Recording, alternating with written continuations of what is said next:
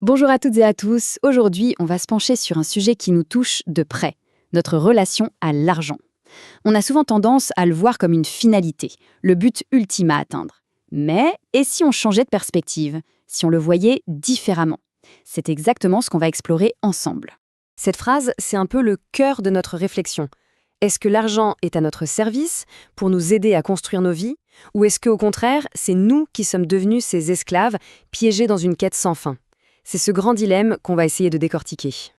Allez, on plonge dans le vif du sujet. La toute première idée, et c'est la plus importante, c'est de comprendre que l'argent n'est pas un objectif.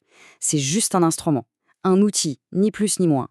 L'analogie est toute simple, mais elle est tellement parlante. Imaginez un peu le truc. On se met à collectionner des marteaux. Des dizaines, des centaines de marteaux. Juste pour le plaisir de les avoir, sans jamais construire la moindre cabane, la moindre étagère, rien.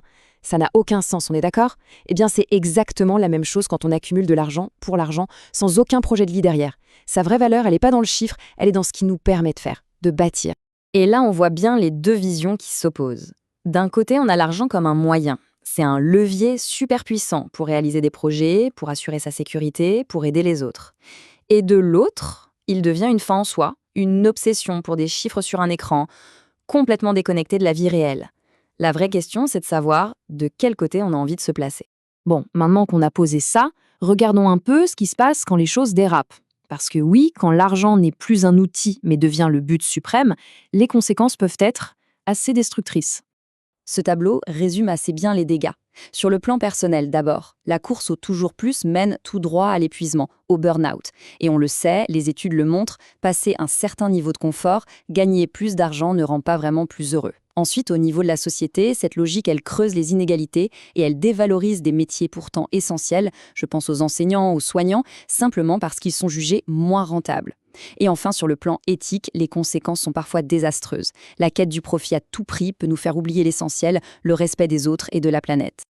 Alors, comment on sort de là? C'est ce qu'on va voir maintenant. Parce que, bonne nouvelle, ce n'est pas une fatalité.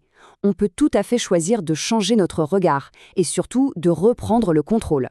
Voici une approche en 3 étapes, en fait assez simple. D'abord, on change la question qu'on se pose. Au lieu de « comment je peux en gagner plus ?», on se demande « à quoi va me servir cet argent ? Pour faire quoi ?» Deuxièmement, on prend le temps d'identifier ce qui compte vraiment pour nous. Le temps avec nos proches, un travail qui a du sens, développer un talent. Et enfin, le point crucial, on aligne nos décisions financières comme professionnelles sur ces priorités-là. On remet juste les choses dans le bon ordre, tout simplement.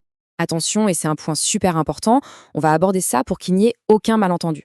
Cette approche, ce n'est pas du tout un appel à l'austérité ou un rejet de la réussite matérielle. C'est même tout l'inverse. Ce message est vraiment essentiel. Voir l'argent comme un outil, ce n'est pas le rejeter. C'est se libérer de son pouvoir, de l'angoisse qu'il peut créer. C'est reprendre les commandes de sa propre vie, au lieu de la laisser être dictée par un chiffre sur un relevé de compte. C'est une question de liberté, en fait. Et voilà, on boucle la boucle, on revient à notre point de départ. Ce proverbe, il résume tout parfaitement. Bien utilisé, l'argent peut faire des merveilles, vraiment. Mais si on le laisse prendre le dessus, il devient une force qui nous contrôle. Le défi, c'est de réussir à le garder à sa place, celle d'un serviteur à notre service. Et pour finir, je vous laisse avec cette question. Et si la vraie richesse, au fond, ne se mesurait pas en euros, mais plutôt en expérience, en relations, en projets qui nous tiennent à cœur? Peut-être que la plus grande valeur de l'argent, c'est justement de nous donner les moyens de construire cette richesse-là. Merci d'avoir suivi cette réflexion.